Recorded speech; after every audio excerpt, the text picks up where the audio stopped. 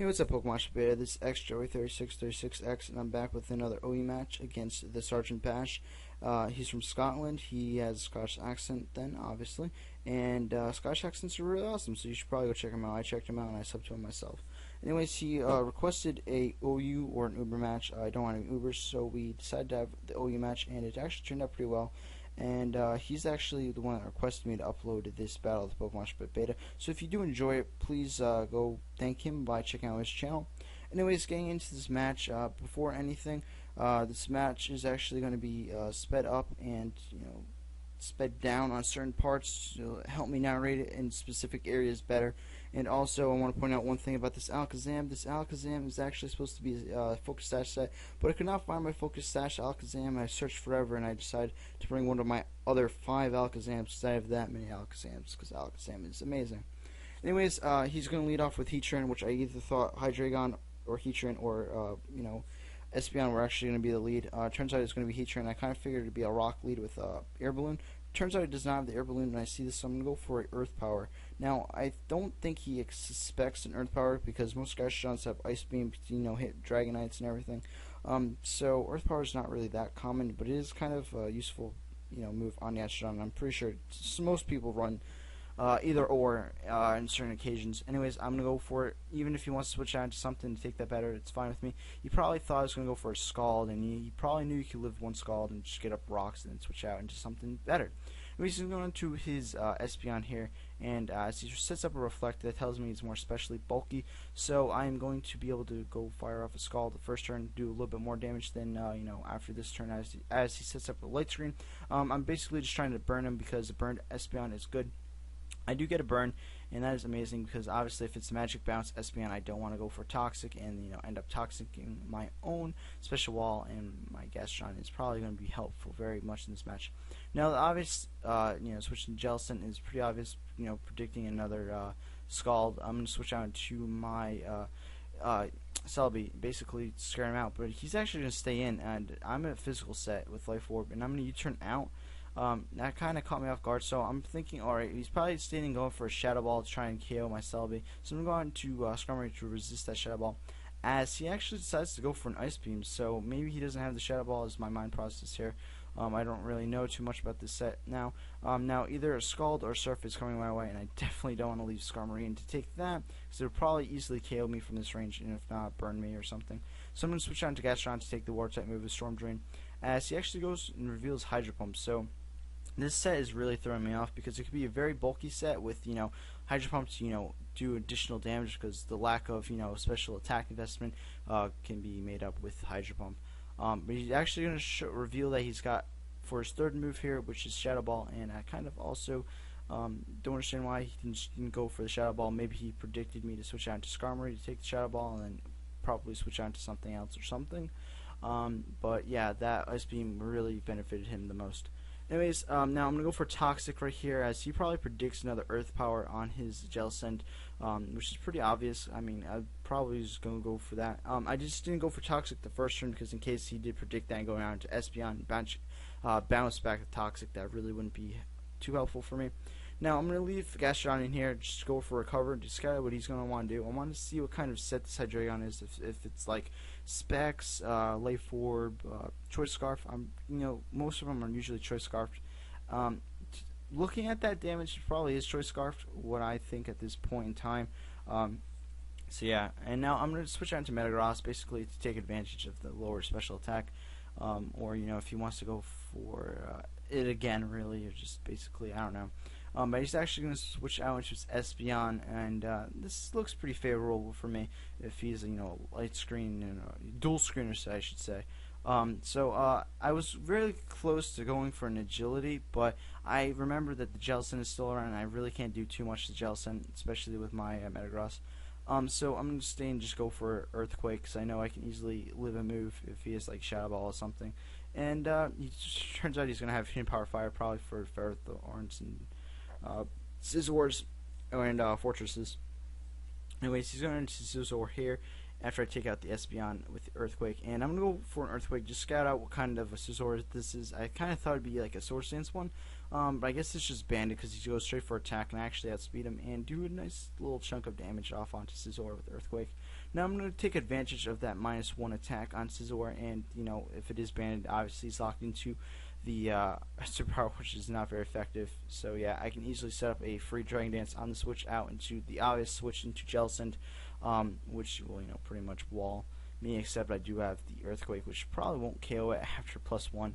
Now I wanted to make sure he didn't have Will-O-Wisp here, so I'm actually going to go straight for the Earthquake instead of Dragon Dancing again, because I would like to get a +1 off before, if he does Will-O-Wisp make me go back down and attack, and then I have to Dragon Dance again just to get a neutral attack. So yeah. Anyways, he goes for an Ice Beam, which tells me he does not have the Will-O-Wisp, so his last move is probably Recover, as I feel free to set up another Dragon Dance here.